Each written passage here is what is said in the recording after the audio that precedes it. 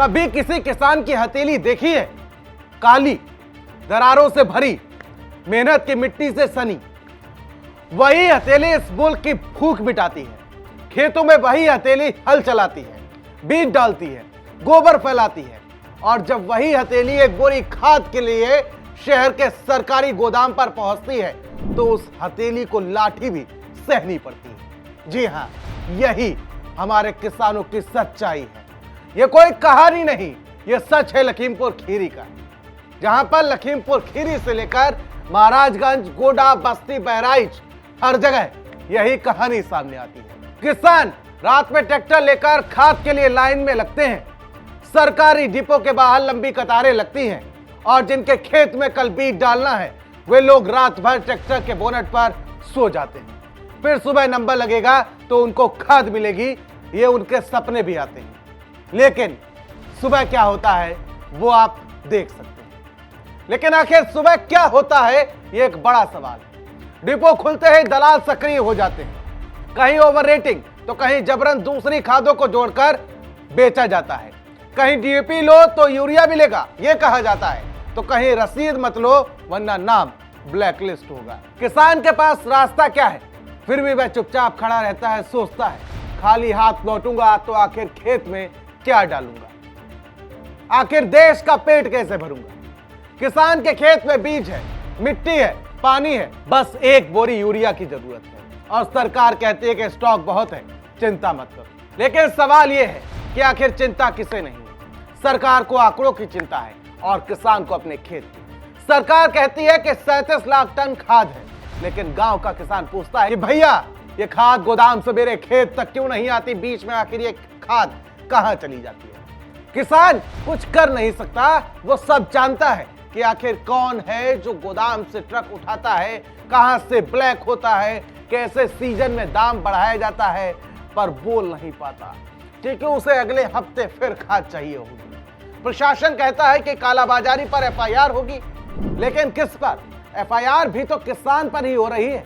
जैसे लखीमपुर में बेटे के लिए खाद मांग रही मां पर लाठियां पड़ गई। किसानों की परेशानियां बहुत हैं, लेकिन उनको सुनने वाला कोई नहीं। कभी उसको फसल जीवित रखने के लिए बिजली का इंतजार करना पड़ता है, कभी डीजल के नाम पर महंगाई की मार झेलनी पड़ती है, लेकिन सुनता उसकी कोई नहीं। हर मंच पर नेता कहते हैं कि हमारी रीढ़ की हड्डी किसान, चुनाव आएगा तो मन से जय जवान जय किसान का नारा होगा, लेकिन खेत का जवान बूढ़ा हो गया, उसका बेटा अब खेती छोड़ शहर भाग गया है। आखिर क्यों? क्योंकि एक किसान साल भर मेहनत करता है और मंडी जब धान गेहूं ले जाता है तो कहा जाता है कि जाओ व्यापारी आधी कीमत काट। आखिर क्यों? क्योंकि एक किसान साल भर कितनी भी मेहनत कर ले तो मंडी में धान या गेहूं बेचने जाओ तो व्यापारी आधी कीमत काट ले। खाद महंगी, डीजल महंगा, बिजली महंगी, लेकिन फसल का दाम वही पुराना। फिर बैंक लोन, ब्याज, साहूकार का डर, और जब उम्मीद होती है कि सरकार खाद देगी तो वहां भी ठगी और लाठी देखने को मिलती है। लेकिन एक किसान के लिए आप समझ लीजिए, यह खेती सिर्फ खेत की नहीं बल्कि आत्मा की बात है। गांव का किसान अपनी मिट्टी से उतना ही प्यार करता है जितना वो अपनी मां से प्यार करता है। उसकी मिट्टी ही उसके लिए मां है। खेत बिक जाए तो खुद को बिका हुआ समझता है, इसलिए हर साल कर्ज लेकर खेत में खाद डालता है, उधारी के डीजल से पानी चलाता है, बारिश समय से ना हो तो हाथ जोड़कर आसमान की ओर देखता है, और कब ज्यादा बारिश आ जाए और बाढ़ में उसकी फसल डूब जाए ये भी वो भगवान से दुआ मांगता है। खेती जितनी भगवान भरोसे है उतनी ही सरकार के भरोसे भी है, लेकिन दोनों ही कभी कभी साथ छोड़ देते हैं। सरकार कह रही है कि कालाबाजारी पर कार्रवाई होगी, किसानों के भरोसा चाहिए कि ये बातें सिर्फ मंच तक ना हो,